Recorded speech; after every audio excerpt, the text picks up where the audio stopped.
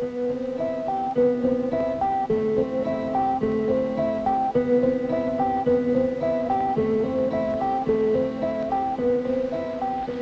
just finished that pool. Why don't we get on and talk to him? Okay. They told us there was a good pool just above the bridge where you were fishing. Are there some other pools close by just above? Yes, there's several. There's 3 or 4 up there, but there's lots of fish in that pool I just left. What kind of flies should we be using? Well, let me show you some of the flies we use in the river.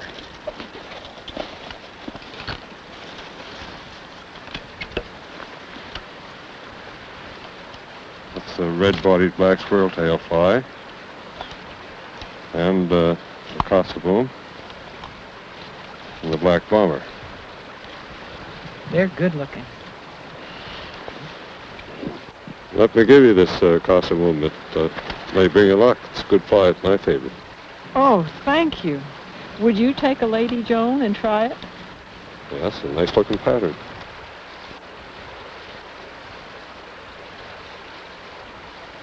What about dry flies? My own feeling has been that dry flies don't work too well on these dark rivers. That's true. We don't use dry flies in this river very much. We do occasionally, but in the month of August, maybe. Mm-hmm. How long is your season? Oh, we have a long season here in Nova Scotia. We can start St. Mary's in May and fish some of the rivers in the province all summer and end up in the Marguerite in late fall. You're lucky to live here. We're very fortunate in Nova Scotia, I think. And Well, we're going to try that pool and see if we can catch fish with well, best of luck to one you. of the flies we have. Best of luck to you. Thank you.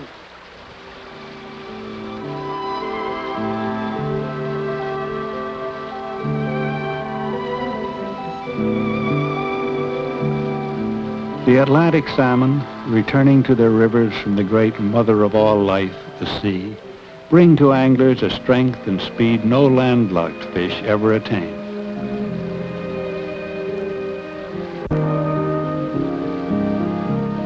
The anglers, wading the rivers and feeling its flow, become a part of the rivers too, as they cast their flies of 1,000 colorful designs to the spots where they think the salmon will lie. Each fly is a dream designed to tempt a reluctant fish. Each cast a hope that a salmon will respond. Wow! And when he does, the angler must be ready for the salmon's swift and sudden rushes, and the wild leap when they come, lest his fine leader be broken or his small hook torn from its tenuous hold.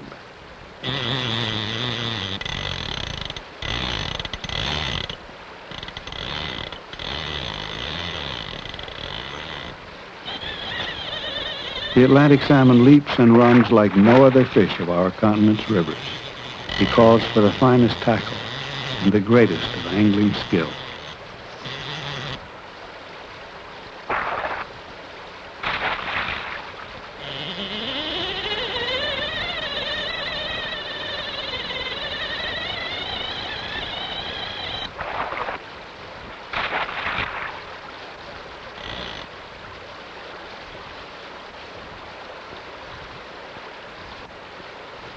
The angler must anticipate the runs and leaps, the twists and turns, and, with skillful pressures, let the wild fish spend his strength. When he tires and the time comes to secure him for release, some anglers use a hand grip on the tail, while others feel that with a small salmon like this one, the tail is just not stiff enough to hold.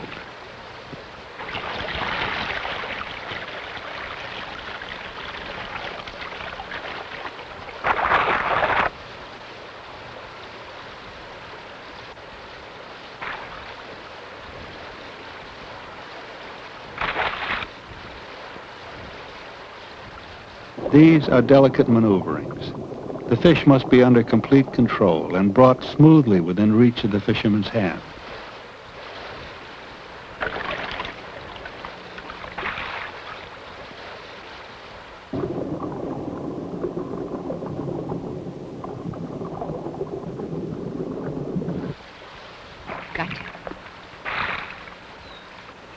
Beautiful.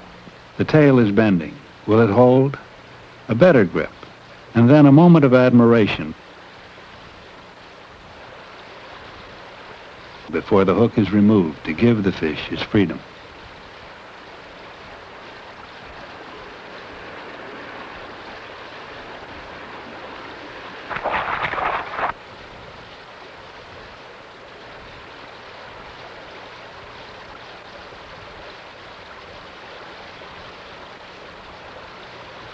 What does your wife do when she catches the first salmon of the trip?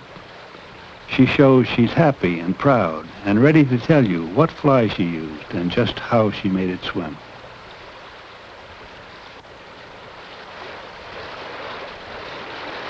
And you fish a little harder than before, endeavoring to make each cast a perfect one. You seek out the spots where long experience tells you the salmon should be lying.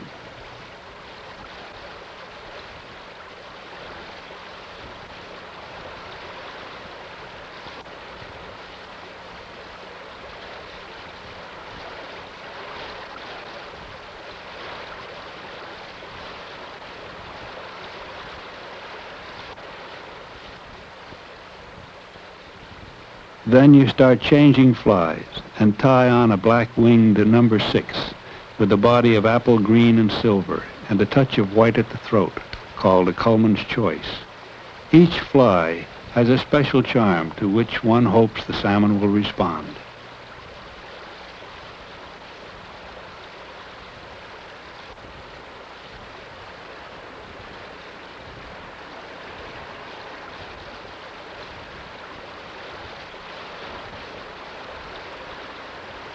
It's time to try a surface stonefly, a personal pattern I'm sure no other angler has presented to these fish, one which, simply because of its novelty, may bring a rise. Next, a blue charm, an old favorite which for generations has brought salmon to the steel. Back to the beginning again, a Lady Joan, the fly on which Joan caught her fish, a fantasy of white-tipped black, burnt orange, bright yellow, and gold. A fly that a salmon in one pool has refused, another may be eager to take.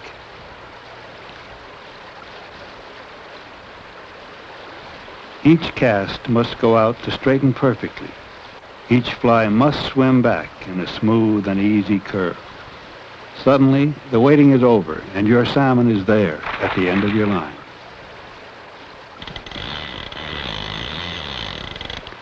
Even after thousands of salmon, the old thrill comes again, the never-ending challenge, the contest between a strong fish and the most delicate tackle.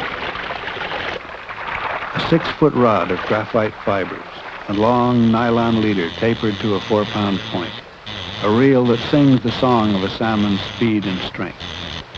Each salmon adds a page to a long, long book.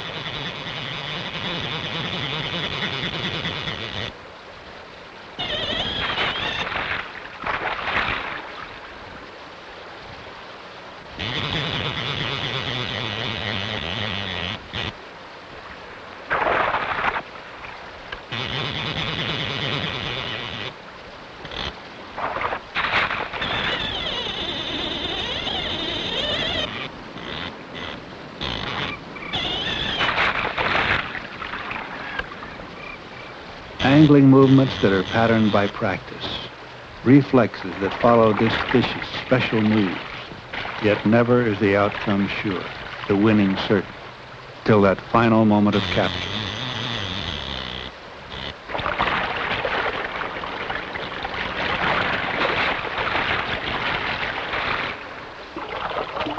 As long as the fish is free to move and able to draw on his reserve of strength, he holds the bright hope of freedom, and the angler a fear of failure.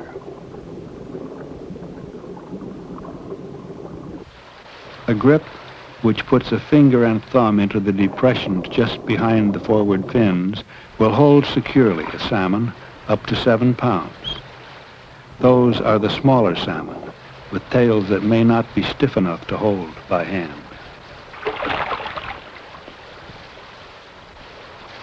Another salmon for the memory book.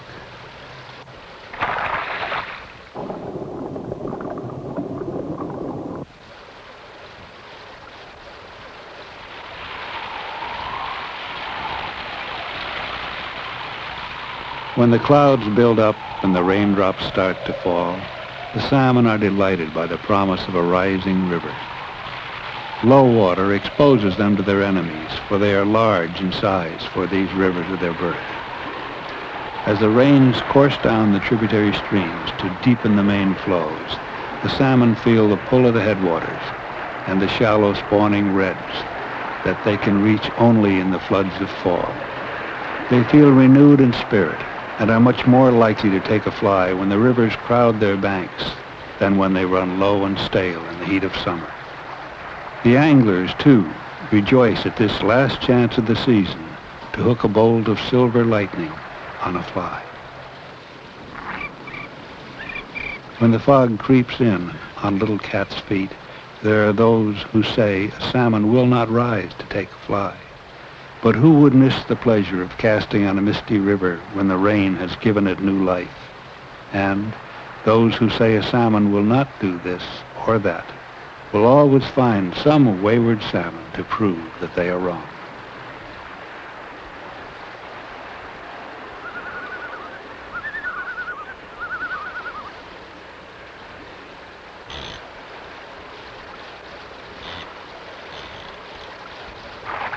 Fish on. Oh.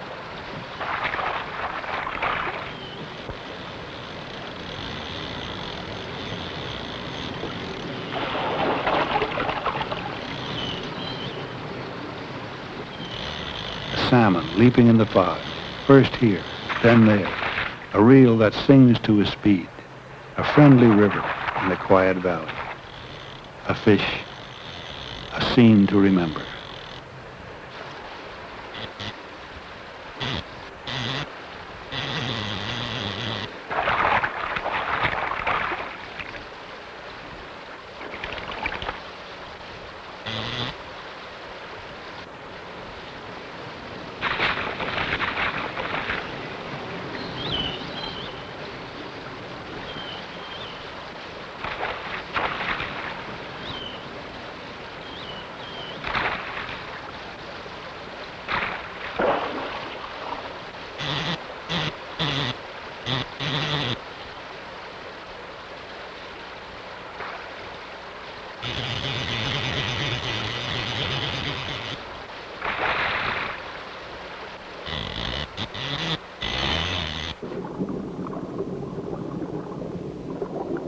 This Nova Scotia salmon, like the others, will give more than an angling memory. It's a fish that will surge on upstream to her point of destiny, where, with a male of her own choosing, she will lay thousands of eggs that will, in turn, bring back replicas of her own bright energy to this, her homing river.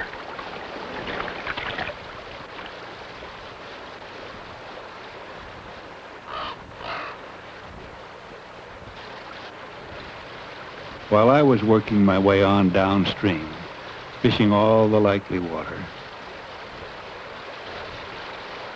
Joan found a knowing local angler and came out of the meeting with a pair of beautiful salmon flies, time-tested on the river and guaranteed to be effective under the conditions of that day and that day's river level.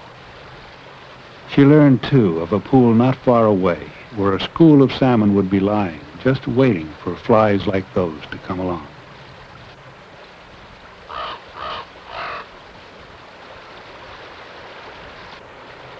I cast and cast without response. But Joan found magic in the gift flies.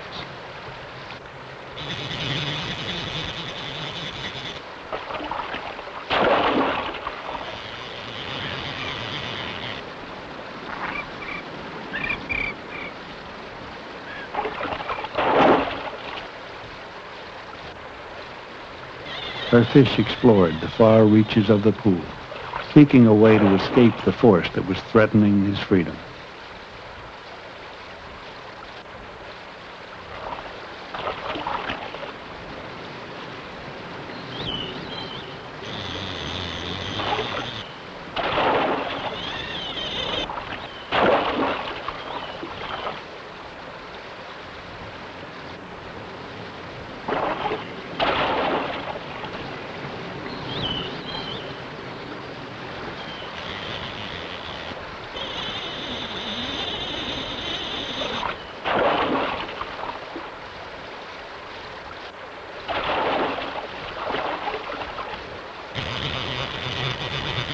From the long run, she brought him back with gentle pressure.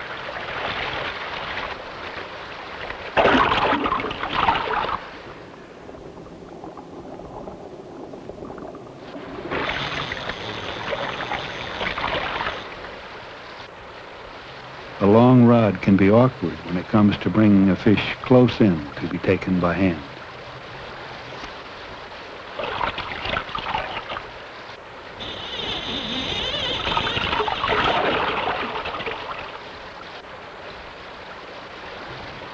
Again, Joan tries for the difficult tail grip.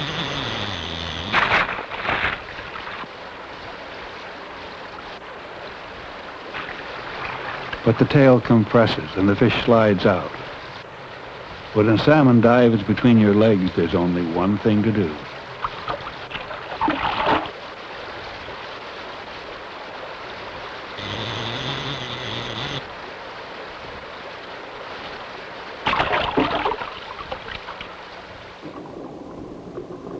Once touched by an angler, a salmon finds new strength to resist.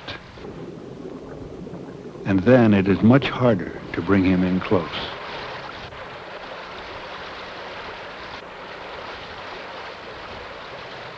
This time, he's truly spent, and Joan uses the simplest releasing method of all, never really lifting the salmon from the water. She frees the hook and watches him swim away. That was fun. Then, she tells me, she'll give me one of those special flies her new friend gave her.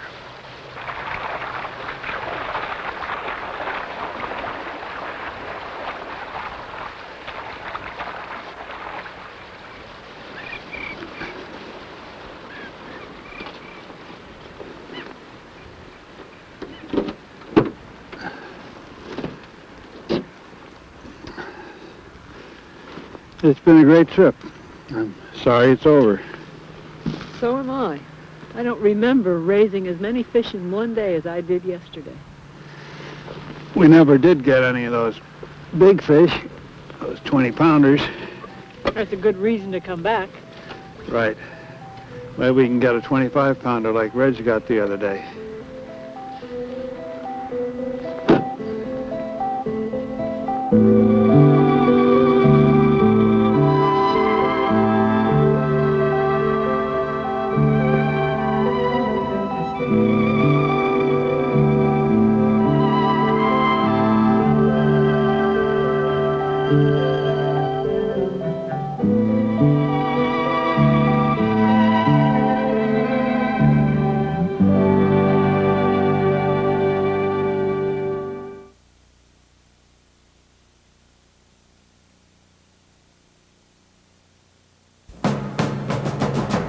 This is Kurt Gowdy for the North American Outdoorsman.